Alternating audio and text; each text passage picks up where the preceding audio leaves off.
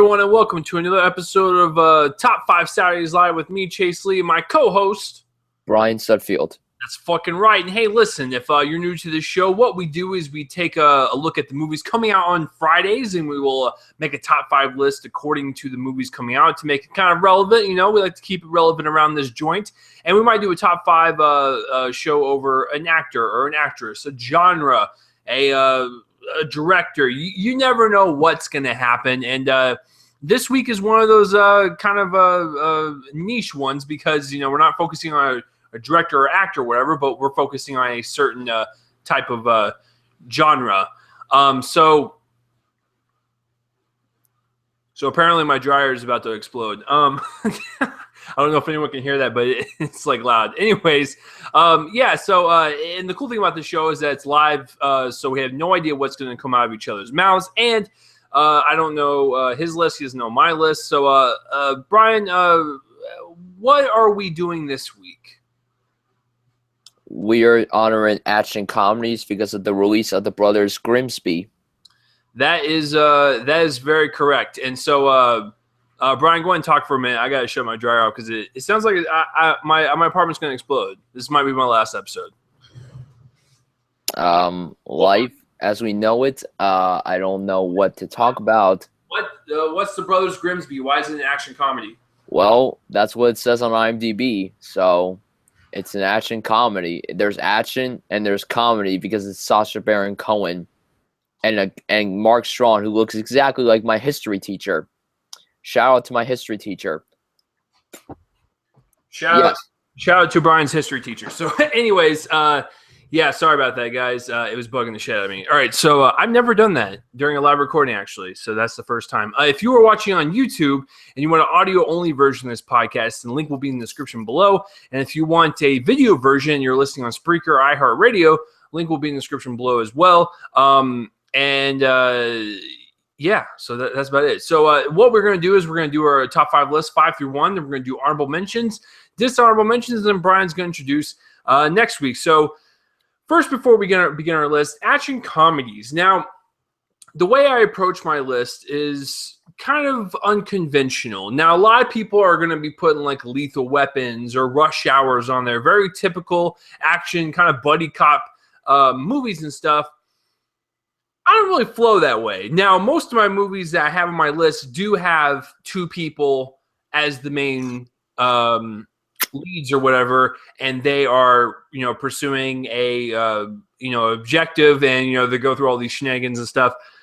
But I am more of an action comedy guy in terms of like having the violence be super outrageous and ridiculous and just kind of like over the top. I enjoy that. It makes the like the comedy is there. And then when you have the violence or the action that's like so over the top and like it fits in with that movie, like in some weird way, it makes the comedy even funnier because then the action's also funny. So that's the way I looked at my list. So you're going to see a lot of movies on here that a lot of them are very new. But I think just that's what I like, guys. I mean, there's really nothing more I can say. I just like the over-the-top type of action comedies, which is not a bad thing. So, Brian, when you think of an action comedy, what do you think of? Do you like that genre? Just tell me a little bit more about it. I'm a big action movie fan, so like right there, that's kind of awesome. And also comedies, I love those things together. So like if they're done right, they're done right. Like you said, over the top action is generally the best kind of thing when it comes to these.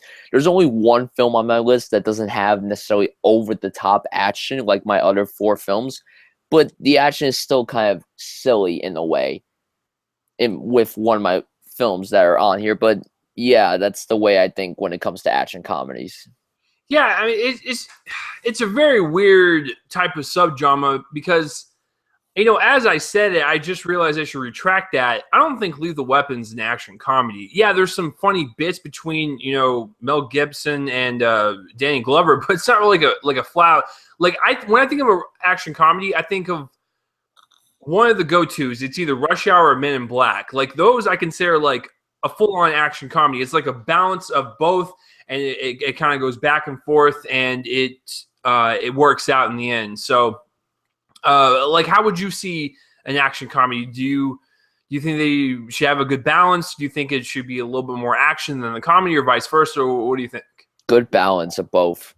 Yeah, I mean, it's really hard to kind of nail because, like I said, when you do like realistic action with the comedy and stuff, it might take you out or whatever, take you out of the experience. But that's why I just think over the top violence and action in comedies, mixing that together, I think that makes for a more entertaining experience. But that's just my opinion. So let's do number 5. So Brian, I'll let you go ahead and start this off. So what is your number 5 favorite action comedy of all time? I'm going with the first Men in Black. Okay. Watched this a lot when I was a kid. I haven't seen this particular one since 2012 when I rewatched this and the second one in preparation for the third one. I really like this film a lot. I never expected, I mean, when I grew up, I'm like, how could Will Smith and Tommy Lee Jones do a film together? Like, that's the weirdest combination ever, but it worked very well. These two had great chemistry as Agent J and K. I love these two together. I think the movie's very entertaining. I love the effects in this film. Rick Baker's makeup is perfect. Vincent D'Onofrio was great as the villain Kruger. Sugar. I mean, we've seen him play a great villain before. Just look at Full Metal Jacket and recently Daredevil. But the guy's played great villains before, and this one is no exception. I think Danny Elfman did the score for this. It was very good. Steven Spielberg produced this film. It was directed by Barry Seinfeld. And I just think it's a really entertaining film for 90s kids like me. This was Will Smith coming off the Fresh Prince of Bel-Air. So this was like the first thing he did after that show ended. And he was already a household name because of that show and Independence Day. So this is easily one of his most iconic roles. And I love the first Men in Black. It has the perfect blend of action and comedy, and also I'm a massive sci-fi fan, so already that already signifies something great for me. And I love the film. I haven't seen it fully in a long time, and I definitely should check it out again. And Men in Black is my number 5. You know what's really cool about Men in Black? I remember seeing it as a kid, and I was actually scared shitless by the aliens and stuff. Like, they looked super creepy and weird, and I was like, that's thanks to Rick Baker. Rick Baker is the man. Rick Baker, he's one of the greatest makeup, design people out there. Like, he is the man. Like, when it comes to, like, makeup and like you know what I'm talking about, making things look realistic, not using computers or whatever, but using his art, his hand or whatever. So Men in Black is just it's a good movie. It's entertaining and stuff. Just not the biggest fan. That's what I'm saying.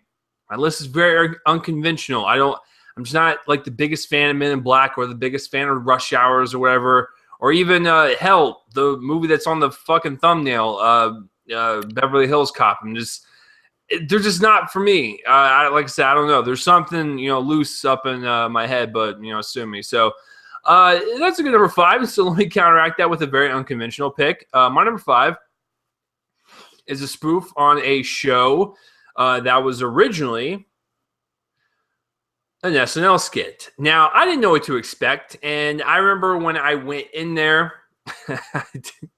I was just expecting a dumb comedy, but you know what? For all the over-the-top action sequences and even some of the deaths that are in there, I really enjoyed MacGruber quite a bit, and I don't know why everyone craps on that movie at all. Yes, is the raunchy comedy not for everyone? I totally get that. Comedy's a very subjective thing. It's very hit and miss. People have different tastes and whatever. I respect that. You do you, and whatever you think is funny, you go for it. But for me, it struck that nice little balance of like just stupid raunchy comedy and like the over the top violence. And I love the fact that they're making fun of like the MacGyver show where he's like, give me some bubble gum and a paper clip and I'm going to create a bomb out of this or whatever. And that premise right there is already funny enough where this guy just can literally create anything out of anything and, take on these baddies like Val Kilmer or whatever. So yeah, MacGruber, it's stupid. It is hilarious. And my God, I have so much fun watching it. So it's one of my favorite SNL movies. I know it's weird to say, but I just think that stupid comedy works. And I think Will Forte completely just sells it because he can play stupid very, very well. And Kristen Wiig's also in it. She plays stupid very, very well. So yeah, if you haven't checked out MacGruber and you want to, check out a very stupid comedy with over the top graphic violence and a really good death scene of the main bad guy, I suggest you check it out. So, Brian, what are your comments? I only saw it one time, and that was a long time ago. I don't even remember the film too well. I don't even know if I liked it or not. Okay, well, like I said, my list is going to be very very strange. But yeah, I don't know what to say. I just enjoy it. So, what is your number 4? Is a film that you brought up earlier that you said you don't really care for that much, and that's Beverly Hills Cop. I'm a massive Eddie Murphy fan, so I love this film. Axel Foley's a fantastic character. He's over the top. He's entertaining.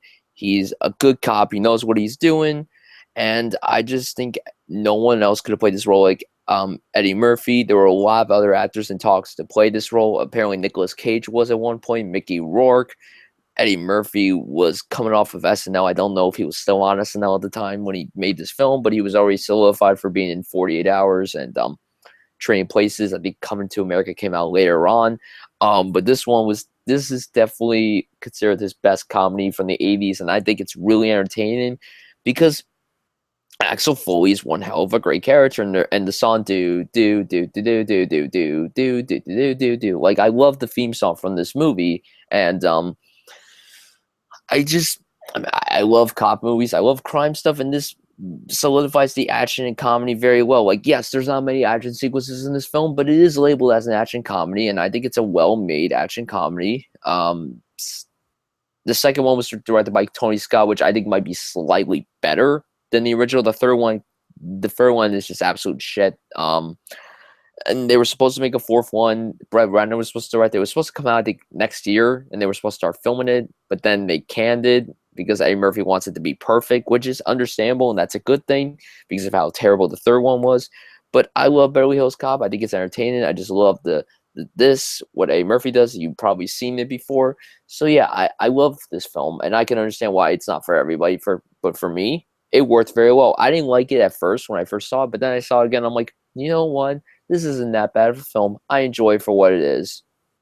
I might have to watch it again because I've only seen it once, and it was on TV a long time ago, which means they edited it down to be TV friendly. So I might need to watch it in full. So yeah, I love Eddie Murphy. Eddie Murphy's one of the funniest guys to ever walk this planet Earth, and I enjoy everything that he's in for the most part.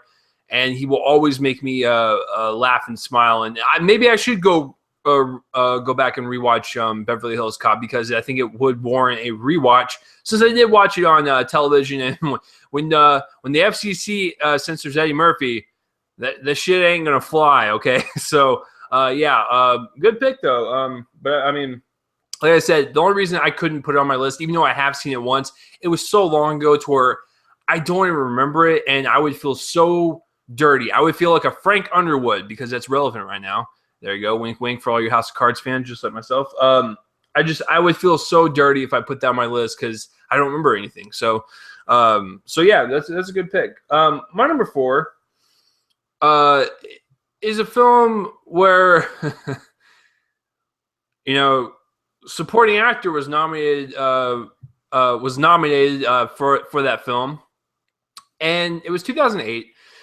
And I didn't know what to expect. I've enjoyed most of his comedies, and so when he was a director, like he did some dark comedies, he did some lighter stuff, but he never went full on kind of like spoof action comedy, making fun of movies like Platoon and Apocalypse Now and stuff. And I just love the blend of making fun of Hollywood, making it self-aware, and having the violence so over the top and extreme, but it's really funny because the people in the movie are supposed to portray actors, so all the violence that's happening on screen, they think it's fake because they think they're being filmed, but in reality, we know as the audience it is real, which makes it even funnier to see these actors' faces and expressions and stuff.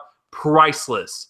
It's Tropic Thunder. I think it's a nice blend of action and comedy and spoof for that matter. It's a nice amalgamation of everything. It got Robert Downey Jr. an Oscar nomination for blackfacing. That is wonderful. That is all. So, no, it's a really funny movie. I love the way Ben Stiller did the action. Like, this is the first film I think he directed where he actually had legit action sequences and he had to actually coordinate action sequences and stuff, because he did The Cable Guy. That's more of a dark comedy. And Brian, what else has he done? I mean, with Secret Life of Walter Mitty is more like a drama. Zoolander. Zoolander's more of a stupid comedy. So, like, yeah, he hasn't really ventured into an action comedy. I think Tropic Thunder can show that he can do it. And I would actually want him to see. I wanted to see him do more and stuff. And also, come on, when I was watching this in the theater, I still remember this to this day. When Les Grossman came on screen, I had no idea it was Tom Cruise at first. I had no fucking clue until the credits rolled, and I was like, oh my God, this is the motherfucker that stood on Oprah's couch and jumped up and down like a 10-year-old that had a sugar high. This is the same guy. So, and McConaughey was in it and stuff, so it made me love Jack Black again, and Robert Downey Jr. was on everyone's radar that year because that was the same year that Iron Man came out, so he had a 2-1 punch with Tropic Thunder and Iron Man. But it's just a really fun one because we know as an audience member, like, we know that everything that's happening is real, but these actors are placed in this situation where they think it's a set and stuff. So it's great. It's fun for everyone. Brian, what do you think of Tropic Thunder? I love it, but it sadly didn't make the list. What's wrong with you? What the fuck's wrong with you? Hey, you're gonna like my top 3. You're gonna like it. You're gonna like it. You're gonna be very confused at my top 3. I probably will. Okay, so yeah, no, would you say it's definitely we've already done our Ben Stiller episode, right? Yes. And I'm pretty sure, didn't we both put Tropic Thunder on our list somewhere? Yes, both at number 1. Yeah, it's the best one he's ever directed, period. I don't care how much you like The Cable Guy or Zoolander. I like those films quite a bit. But this is the one where he actually was given a lot to work with. I thought he delivered it pretty well. So, moving on to number 3. Brian, what is it? Number 3 goes to 21 Jump Street. Okay. I brought this movie up numerous times on the show. It's my favorite comedy of the decade so far. I absolutely love this film. I've watched it numerous times. I could probably quote the entire film from beginning to end. I love Jonah Hill and Channing Tatum working together. But to review the action comedy, the action is so ridiculous and over the top. It is hilarious. There aren't really many action sequences in this movie, but when they are, they're honestly really incredible. Particularly in the climax of the film, in the hotel room, it's just great. The cameo, incredible. The way everything's executed, Jonah Hill's face in that particular shot where that particular character is dying, it's beautiful. No, but it's a really well done film. It's entertaining. The sequel definitely had quite a bit more action sequences, and that one was also fantastic. But I love 21 Jump Street. I've talked about this movie way too much, and I kind of get a little upset when someone says they don't like it. I find it upset where someone's like, oh, it's not that good. How could you say that? Like, when some people my age don't like this film, I'm like, what?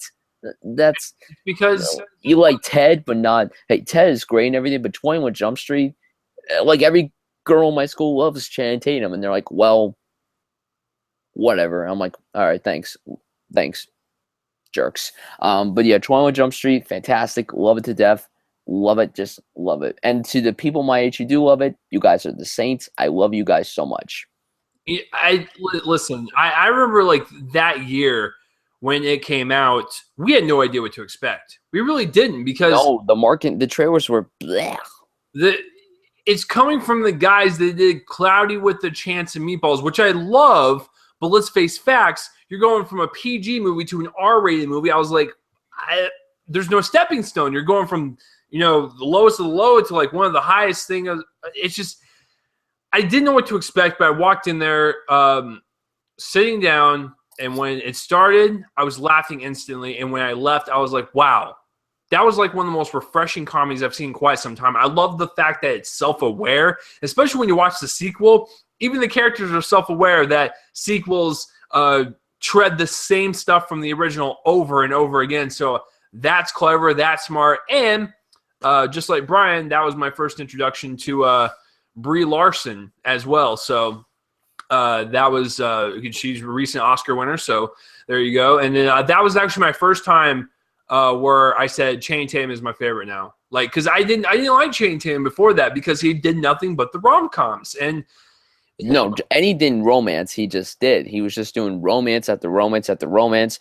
Then he did 21 Jump Street, and then he did Magic Mike, which a lot of guys, including myself, really dug. Listen, I never appreciated him.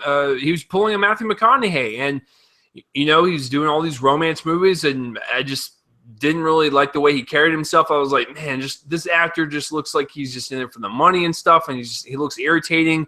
And, you might be a fan of Dear John, The Vow, or whatever the hell have you, but I don't like those films. 21 Jump Street was the first time where I was like, wow, he's got range and he's got promise. And then once I saw Foxcatcher, I was done. I was solidified. No more complaining. The guy is a bona fide superstar and a great talent. But 21 Jump Street solidified that. And I've always been a huge fan of Jonah Hill.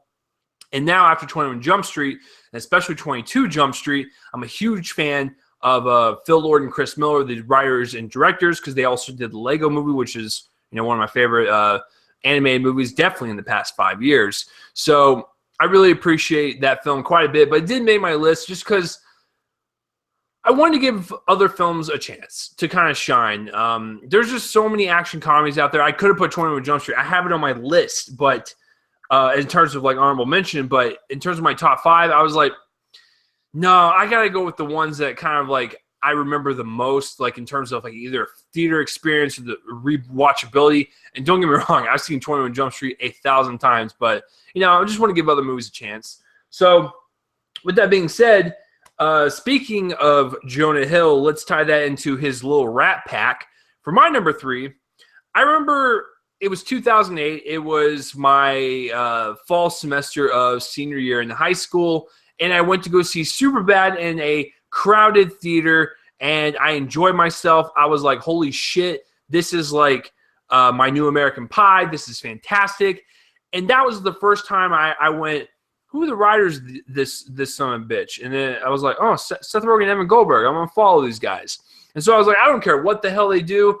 I am willing to watch anything they put their name on. Case in point, this year in 2016, I'm looking forward to Sausage Party. Sue me. But after Superbad, I was excited to see their next project as writers because they think they are the most inventive comedic writers that we have writing today. I like a lot of various comedy writers, but they are without a doubt two of the writers that I look forward to a lot, and they're very influential on me because they actually after I saw Superbad, I wrote my first ever full-length script. It sucked ass, but I tried, and I have to owe it to those guys. So my number 3 is their follow-up to Superbad. Now, I contend that This Is the End is the best thing they have written and directed so far, for that matter. But this is a close second. I love the absurdity of it. I love the fact that it is a stoner action comedy. I love the fact that James Franco and Seth Rogen have excellent chemistry.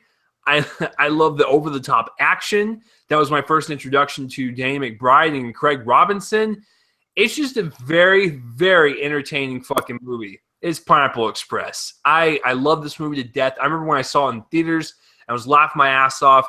At the very beginning, when they went and they did the black and white kind of opening with Bill Hader smoking weed, he's like, this shit's pretty good, man. It's like, it's illegal. I love it. Seth Rogen's so dopey and James Franco's so dumb in the movie, but they get themselves into some ridiculous violent situations, and some of the violence, especially in that barn at the very end, is some of the funniest things you will see in your life. I love the blend of the action and the comedy. I love Seth Rogen and James Franco's chemistry. Their chemistry is always good, and it reflects that in This Is the End, and especially in the interview and stuff. So Pineapple Express is my third favorite action comedy of all time. It is a hoot. It is a laugh riot, and I love it to death. And like, not only is it a great action comedy, they add that stoner action comedy, and it's one of the few that actually can succeed in all three of those categories. So, Brian, take it away. What do you think? Well, I really like it, but it didn't make my list. It's not necessarily one of my favorite Seth Rogen films. I hate you. I hate you. Thank you. I hate Love you. you. Love you too. No, it's very entertaining, but it's not like one of my favorites. I don't know. I don't know why. Somehow the hype kind of ruined the movie for me slightly, and then I just didn't end up loving it like everyone else did. I still really like it a lot, and I love that they made a sequel and this the end. I love that, but like I don't know. I just feel like maybe if I give it a few more viewings, maybe I'll appreciate it more. I And haven't seen the movie in like 2 years, so. let me say this. I mean, you guys know this. If you guys have been listening to me for any point in time, I'm a huge Seth Rogen fan, and especially Evan Goldberg as well. I love them both as a comedy writer duo. I love Seth Rogen in general. I just, when you look at Superbad, that is a modern American Pie. When you're looking at Pineapple Express, it's a stoner action comedy. Look at The Interview. That was a risky comedy. Look at This the End. That's a self-aware comedy. These guys are inventive. I don't care if they get high and come up with ideas all the time. They're fucking good at it. And they can make me fucking laugh. And I think them delivering their movies well up until this point, except for The Green Hornet. That's the only thing I've actually stamped like a negative thing on. I'm just like, gross. Can we stick that out of the way? Other than that, I've liked everything they've done. So, yeah, I might be a little biased. But if you ask a lot of people do like Pineapple Express quite a bit. So it's not, just me riding Seth Rogen's dick. People actually do like this movie a lot. So that is my number 3. And I kind of want to watch it now. I kind of want to watch James Franco sell some weed. So the only reason I say that is because I am watching the Stephen King one, 11/22/63. So I got James Franco on the mind right now. All right, Brian, what is your number 2? My number 2 goes to Kick-Ass. Okay. Would you consider that a full-blown, like, action comedy, and it's not really, like a comic book movie, or like?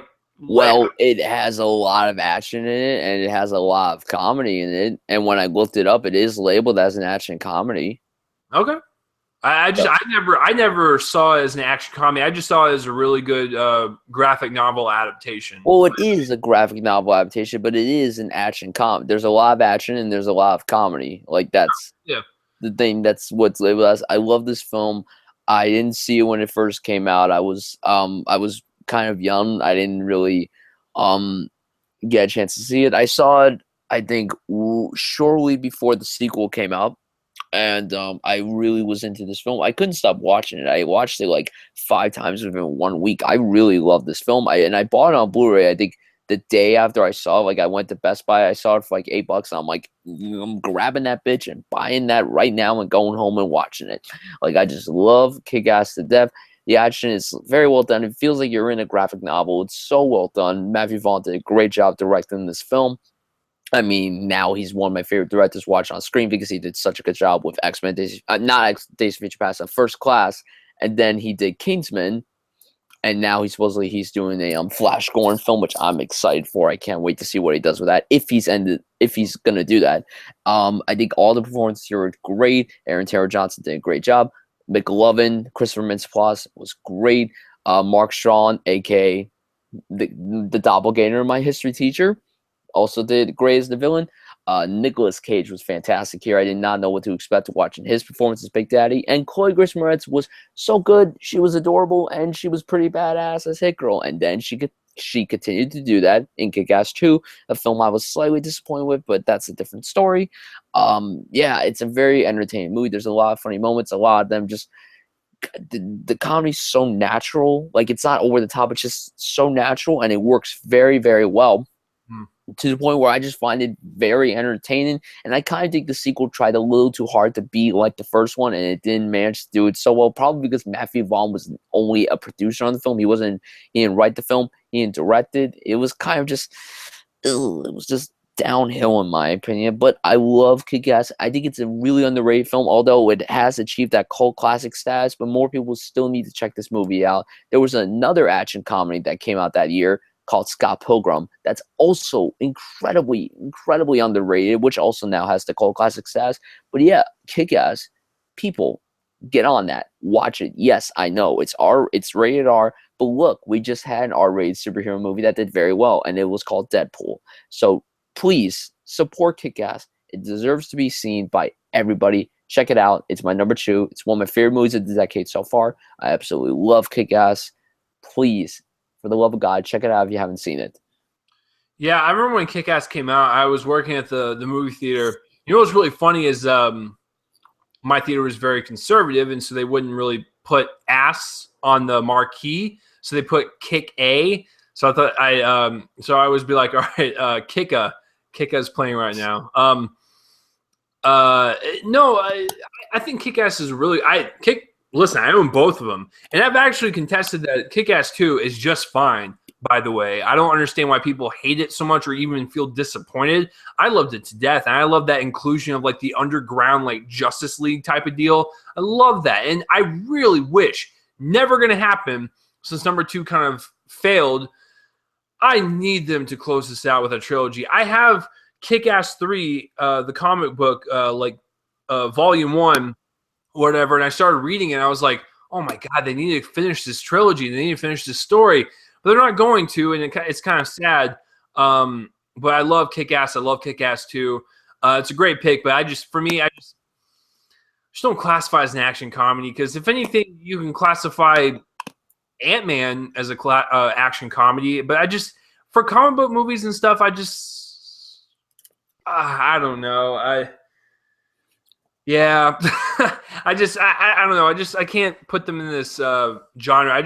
Superhero movies, graphic novel adaptations, I just have in their own little separate wheelhouse. But to each his own.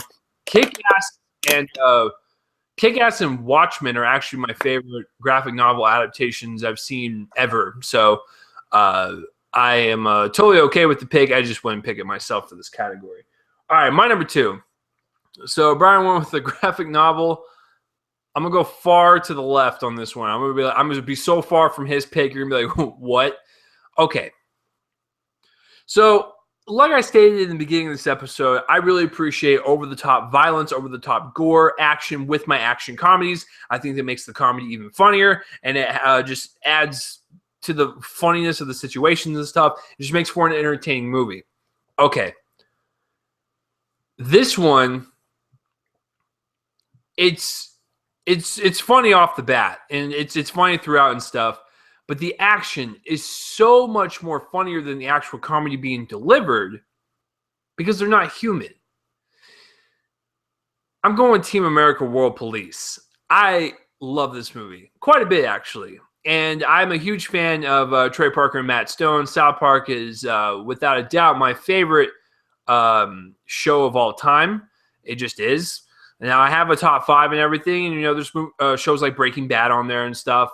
But South Park, I love the fact that they stay relevant. I love the fact that they don't ever hold anything back and they just kind of go for it. And the comedy is edgy, it's dark, it's raunchy, it's dry sometimes. It's just it's an eclectic pot of everything that I love in comedy. And Team America is the same exact way. It makes fun of spy films and patriotic movies and stuff, and makes fun of American culture quite a bit. And I love the fact that Trey Parker and Matt Stone hate working with actors, so that's why they don't ever do live action movies. The last one, they've only done a couple. They've done I think it was like Orgasmo, and it was like Cannibal the Musical, I believe. I think those are the only 2 live action movies they've ever done. But they don't really work with famous actors because they said they hate working with high-class celebrities because they're all pricks. That's what they have said. And that's why they use puppets in this one, or that's why they're animated with South Park, because they could blow them the fuck up and they won't say a damn thing about it. So Team America is the same way. Shit, there's a whole section where they're just offing all these A-list stars in the funniest ways possible, and we get the funniest interpretation of Kim Jong-un or no, Kim Jong-il. Sorry, this is older. I keep forgetting because the interview focuses on Kim Jong-un, and his dad was in Team America. I apologize. Sorry, but he has a funny death. It's so irreverent and everything just because they're puppets. They're fucking puppets. But every time they get shot, there's blood everywhere. Like, if they get shot by a shotgun, they fly into a window and you can see the strings and stuff. It just makes for a better experience when they're not people and they're fucking puppets with this over-the-top action and these really cheesy action sequences and graphic sequences. And the comedy mixed in within it, it's just so fun and entertaining. I love Team America a lot. So that is my number 2. I can't get enough of that one. That one I can watch over and over again, and I will just laugh every single time. So, Brian, you look a little down over there. Did Team America depress you? No, not quite. I haven't seen it in a long time. I do want to watch it again. I mean, I love the America, fuck yeah. And you forgot to mention one more person that's in this movie, Matt Damon. Oh, Matt Damon. Listen, that movie came out when I was a freshman in high school. When that movie came out, I swear to everything, for like 2 weeks straight, everyone was Matt Damon in it all over the hallways in school. I was like, everyone, can we just calm down a little bit, please? So it was a pop culture movie. Like, everyone was talking about it. And I told Brian the story, but I'll tell you guys, I still, Mom, I apologize. I still apologize to this day. But, I was 14 when it came out. I was not 17. So I asked my mom if she could take me to it. And I don't know why I didn't sit next to her. Because I felt embarrassed as a 14-year-old because I knew what the movie was going to be and stuff. And to this day, I've still never asked her like what she thought of it or whatever. She probably hates me for it. But, yeah, she took me to Team America. But keep in mind, I was 14. So it's not like I was a little kid. Guess who was sitting behind me? There had to been at least she had to be at least 7 years old. I think it was like a 7-8-year-old little girl with her parents behind me. Now, if anyone has seen Team America, not only is there graphic violence and very explicit sex jokes, there is explicit sex scene between puppets, which, by the way, it's not really explicit at all, but they're moving in explicit positions as if what humans would do, but it's funny because they don't have genitalia in the movie, and just watch it. It's one of the funniest sex scenes ever put on film. I'll just say that. But I remember when I left the theater, this little girl was crying. She was crying so hard, and she thought they were there to see the Muppets, which always confused me because there was no Muppet movie that was out during the time. So I guess they just were completely ignorant of the commercials or even the fucking rating. It's rated R, people. And so oh my God, I feel so sorry for the little girl. So not only did I feel sorry for my mom, I feel sorry for the family behind me, but I enjoyed it. And it's one of my favorite comedies ever made. So shit. I mean, it was an interesting day. Yeah, Team America always holds a special place in my heart, but not like number 1, which we will get to in just a moment because Brian is about to spit some knowledge on us. Brian, think about this. What is your favorite action comedy of all time? My number 1 favorite action comedy of all time goes to Hot Fuzz. Ladies and gentlemen, we have the same number 1. Woohoo! We haven't done that in quite some time where we had the same number 1. I'll just say quick little things about it, and I'll turn it over to Brian because he's gonna be way more passionate than me, and I love it to death. But he's probably seen it more recently than me. But I can tell you this: I remember when I saw Shaun of the Dead in theaters.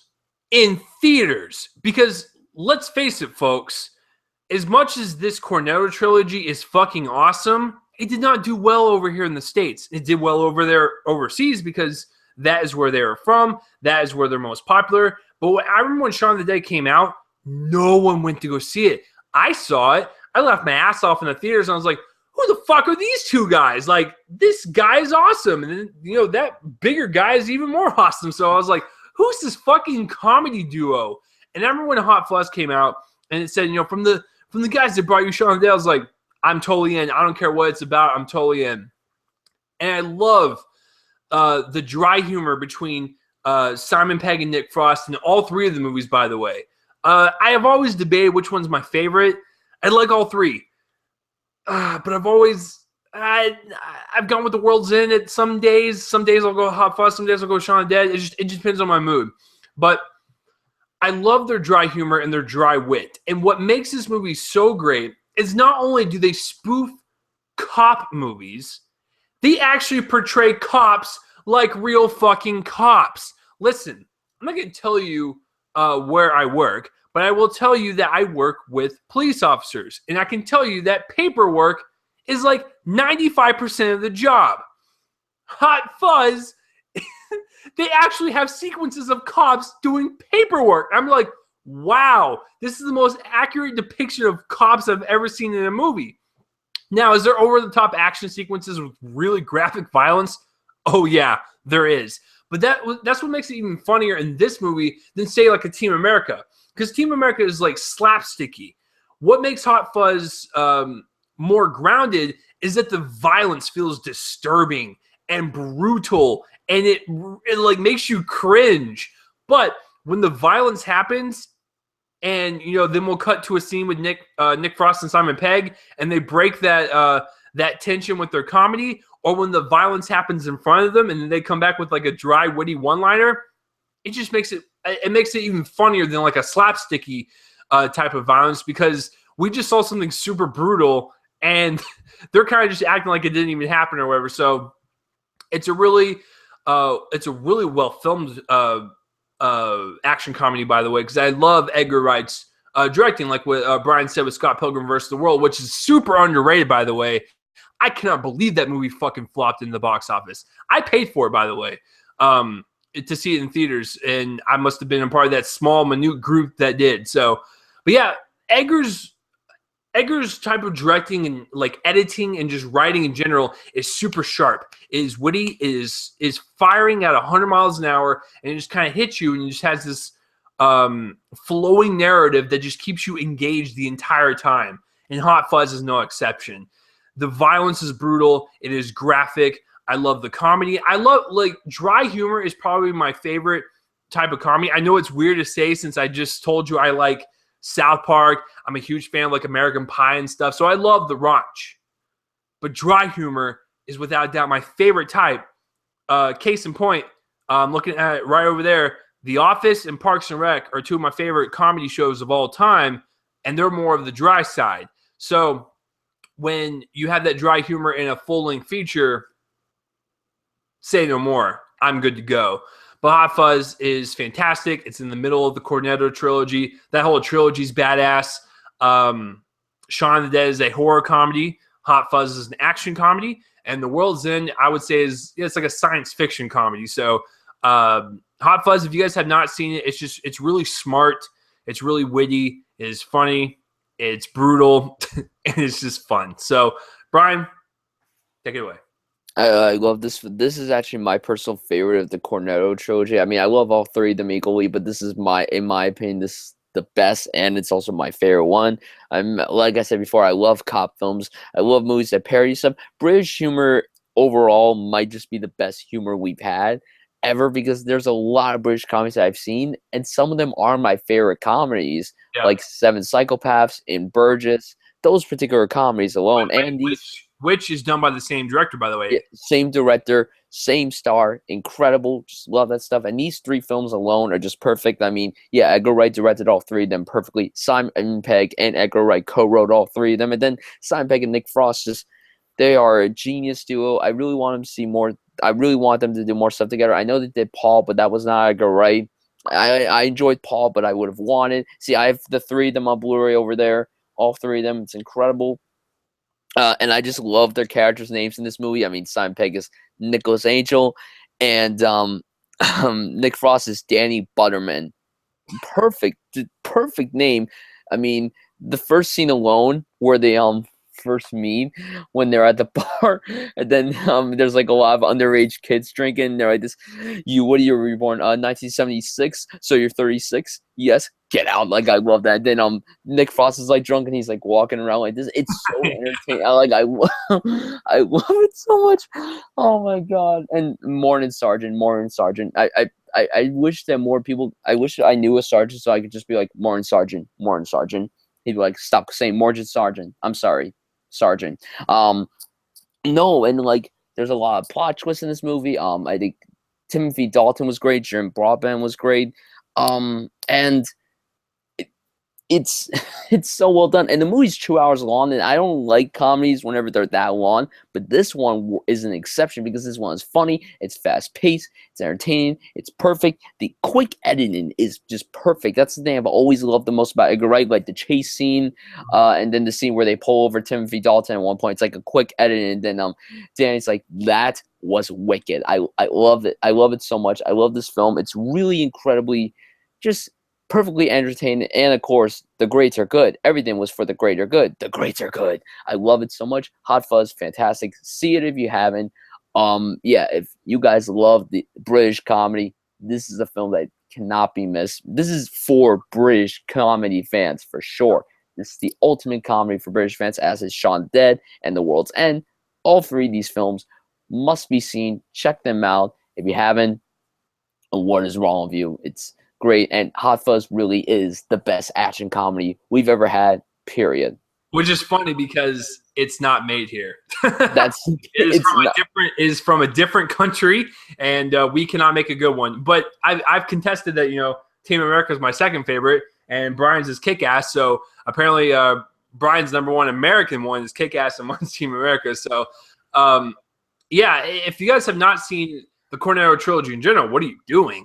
The one way you can find out you're watching an Edgar Wright movie is when he does his transitions from a scene to another scene. He'll do the quick zoom-ins with the quick edits on like 4 like separate shots to transition those scenes, and like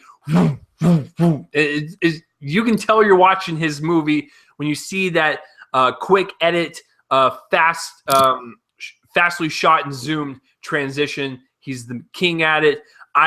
Listen, I hope Nick Frost, Simon Pegg, and Edgar Wright make movies until they just retire, because they need to keep making movies like in the vein of what they've been doing with the Cornetto trilogy, and just doing just new and inventive stories and tackling different subgenres and stuff. Let's see, what have they not done yet?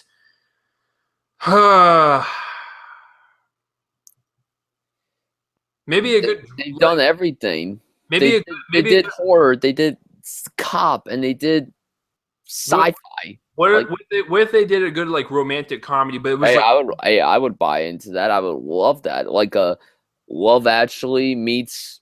Yeah. I don't know. I need like another good combination of something. And the funny thing is about this entire trilogy, like Simon Pegg and Nick Frost each play idiots in like separate films. Like in Shaun the Dead, they're both idiots. In Hot Fuzz, Nick Frost is the idiot, and in The World's End, Simon Pegg's the idiot. Yeah. So I think that's very interesting how it's like a different transition each film. I think that's really clever. I didn't really get into that. I didn't really notice that until I saw The World's End in the theater, and I paid for that. Like I went opening day to see that, and no one was there. It was just me and someone else I saw the film with. You know what's really funny about The World's End? That was the most populated screening I went to. Shaun of the Dead, no one. It was like me, maybe one other person. Hot Fuzz, same way. But The World's End was different. I took my roommate, and there was about 100 people in there. So I was like, oh, wow, I guess this one actually had good marketing. Well, I mean, I went in the morning. I went like at 10 o'clock in the morning, so that might have been a little different. So I don't know what it was like in the afternoon and evening, but it didn't really make much money. So, no. But who cares? As long as like people like you and I support it, it's all good. So here is our list, guys. We have Hot Fuzz's number 1. We got a bunch of different selections on there, and I think I would recommend all of these to you guys. So if you haven't checked any of these out, what are you doing with your life? Go check out a good action comedy. With that being said, there was a lot of them that didn't make the list. All right, so here's some of my honorable mentions. I'll do Bad Boys. I'll do 21 Jump Street and 22 Jump Street. I'll do Kingsman. I'll do Spy. I'll do The Heat. I'll do Machete. I'll do Mystery Men. I'll put Rush Hour on there, even though I would never put it on my actual list. Guardians of the Galaxy, Deadpool. I know it's recent, but shit, it's a pretty damn good one. And that's about it for me. So, Brian, what are some of your whoops, wrong button. Sorry. What are some of your honorable mentions? Almost everything you mentioned. Tropic Thunder, Bad Boys, True Lies is a pretty good one too. Okay, here's the deal. I wouldn't really consider that like an action comedy. It's labeled as an action comedy online. I mean, I consider it as like an over-the-top Arnold action movie, which is a fantastic film, by the way. But I wouldn't put it action comedy. Okay. Scott Pilgrim, Kingsman, Spy, Deadpool. I don't know. Yeah, that's it. That's pretty much it. And then moving on to dishonorable mention, only one for me. I just did not care for Rush Hour 3 at all. Or Men in Black 2. So that's it for me. Apparently the film I picked for my worst is labeled as an action comedy sci-fi. Do you remember a film called The Adventures of Pluto Nash? Oh my God. You mean the movie that cost $100 million and made $6 million worldwide? It cost $100 million. I did not know that. Yeah, it's one of the biggest flops of all time. I did not know it cost that much money. Holy shit. Wow. That's when Eddie Murphy's downfall started. No, it made like $6 million worldwide. I did not know that. It didn't even break 10 worldwide, and it cost $100 million to make. That movie flopped like super hard. It's one of the biggest flops of all time. Like, oh my God. Like, I can't believe you saw that. I never watched it, so. Yeah, I try to watch a lot of stuff, and that one was just, God, yeah. Well, regardless of that shit pile, what we can tell you that there is good action comedies out there, which is really funny because most of our lists consist of recent stuff, and that just might be because in my lifetime, from 1990 until now, there wasn't really many action comedies during the 90s, and there wasn't really many in the early 2000s. There was a few of them, like a Team America, but they didn't really start kind of popping off until like 2007, 2008 or whatever. So, I mean, besides Beverly Hills Cop on Brian's list, everything else is pretty recent. So there's a lot of good ones out there, folks, but we want to know what are some of your favorites or what are some of your least favorite. Comment in that place where I open my face and let me know. All right, Brian, what are we going to talk about next week? Next week, in honor of possibly the worst film that's coming out this month, Allegiant, we are going to be doing our top 5 threequels, third installments of a series. This list is going to be incredibly, engrossingly challenging. My God, I can't do it. There's going to be so many films that I have to take off the list that I don't want to. There's so many good ones. It's really upsetting. What have you done? Like, you've caused World War III, which is fitting because we are going to be talking about threequels. So, well, there's nothing out there. What else are we supposed to be honoring next week? There's nothing coming out except for stupid Allegiant. I know. And listen, this is going to be tough because any trilogy goes, right? Or any trilogy goes. Well, actually, any third installment goes. Yeah, right? any third installment. So if you obviously, like, for Star Wars, Return of the Jedi would be the one that would have to be put. Revenge of the Sith, if you wanted that, sure. That's technically the 6th installment in my opinion, so that doesn't really count. So basically any third installment doesn't necessarily have to be a trilogy. As long as it's a third installment, you're good. Okay. So I was like, real quick before we go, I was actually thinking about this. A really good third installment. This is really random. It popped in my head.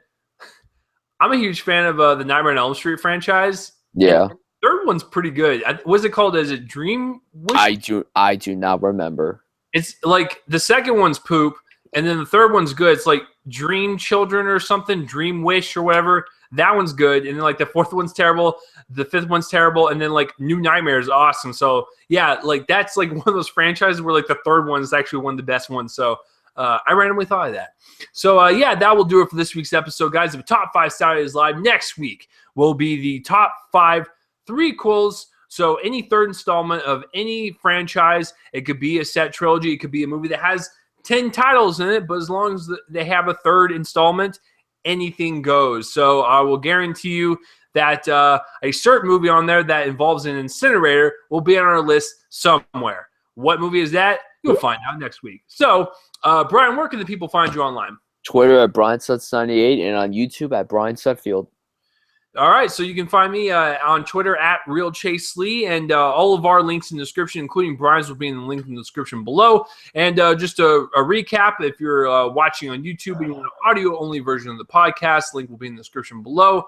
And for all you Spreaker and iHeart Radio people, you beautiful people out there, if you want a video version, you want to see our beautiful faces, link will be in the description below. So we'll see you guys next week for another episode of Top 5 Saturdays Live. I'm Chase Lee. I'm Brian Sutfield. That's fucking right. Top 5 threequels. It's going to be fun. It's going to be interesting. But first, go see some movies. 10 Cloverfield Lane comes out this weekend. Go see it because you know you want to. Peace out, everyone. Oh, yeah. I kind of want to watch Hot Fuzz now. All right, see you guys later.